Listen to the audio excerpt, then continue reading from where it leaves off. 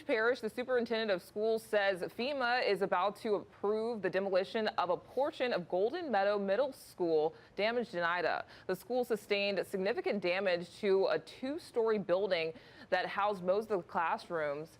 A historic building on the site won't be part of that demolition. Instead, that structure is being restored. Superintendent of Schools Gerard Martin says that it's been a frustrating 3-year fight with FEMA to get the demolition approved while students are learning at another school in the parish. It's a similar situation with another school in the northeastern part of the parish, Bayou Buff Elementary. Martin says it's welcome news ahead of the 3-year anniversary of Ida.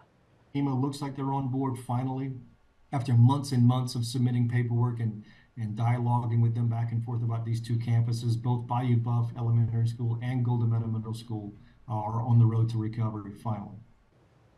Martin says he expects Golden Meadow Elementary could be demolished in a couple of months, and it will take about 18 months to rebuild the school.